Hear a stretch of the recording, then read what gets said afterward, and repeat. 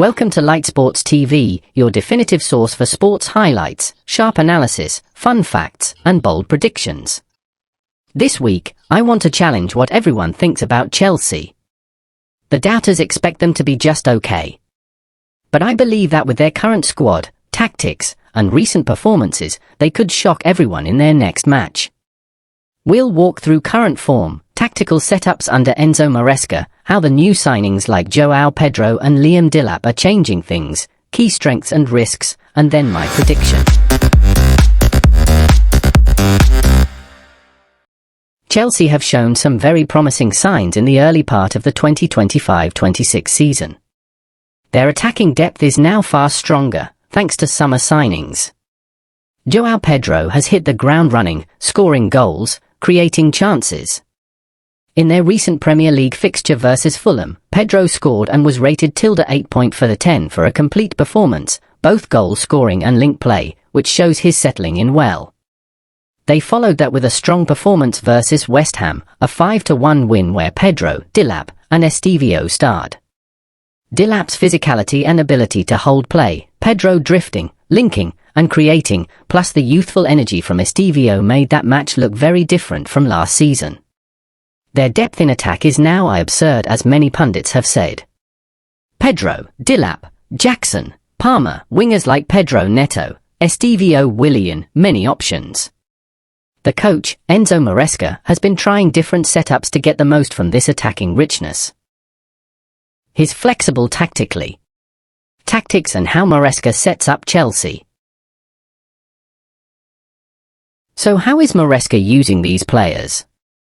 What tactical choices give Chelsea the chance to surprise? Formation and shape, there's no rigid, single formation every game. Maresca will use a 4-3-3 or sometimes 4-2-3-1 depending on the opponent, but recent matches show variations with more attacking numbers. In the West Ham game, he used João Pedro behind Delap, with Estevao and others supporting. That creates multiple attacking threats and forces opponents to stretch. Fullback the wide play, wide players and fullbacks are important. When Pedro Neto, Estevao Willian, or others get forward, it gives width. Meanwhile, Pedro, João, drifts in from wide or drops between the lines, creating spaces. Delap works more centrally, as a target, pressurizing central defenders, holding up play, allowing runners to make forward runs. Midfield roles, Moisés Caicedo and Enzo Fernandez, or comparable pivots. Have to provide balance, defensive stability, cover for attacks, helping recover the ball. Pedro's link play, his ability to move between midfield and forward lines, gives Chelsea an extra dimension. Pressing and transitions, Chelsea are more intense in pressing higher, especially after turnovers. The front line, Pedro, Delap, or Palmer, can create pressure. In matches where opponents are slow to transition, Chelsea can exploit that quickly. Flexibility mid-game, if they face a low block, Maresca might go for more inside runs or overloads in midfield. If they need to stretch the game, Delap runs in behind, wide players push up, Pedro links. The possibility of switching tactics during the match gives Chelsea an edge many underestimate.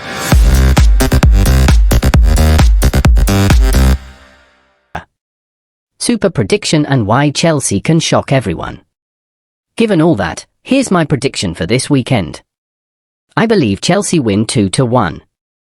They'll probably concede first, it might be a slow start or the opponent catches them on a break, but once the game settles, Chelsea's deeper attacking quality, the rotation between Delap, Pedro, Palmer, and wide support will allow them to take control. Why this shock? The new signing João Pedro is not just hype, he's delivering goals, assists, linking play. Opponents haven't yet fully adjusted to how he moves, drops deep, drifts wide. That movement causes confusion. With Delap as a physical focal point, Chelsea have someone to target, someone who can win duels, hold up ball, bring others into play. That gives their attack variety. Youthful energy plus momentum after a strong victory, 5-1 vs West Ham, builds belief. Tactical flexibility, Maresca can change things mid-game, whether pushing fullbacks, altering midfield shape, or introducing cutting players from bench like Estevao or Neto. Alternate scenarios. If Dilap is still recovering or not fully fit, Chelsea might start with Pedro up front or a 2-forward scheme with Pedro and Palmer, which might push them to score more but also leave them more exposed.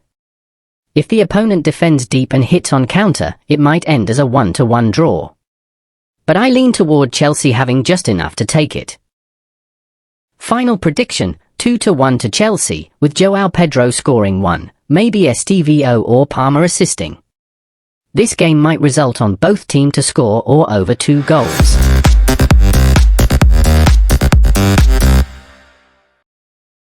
So there you have it.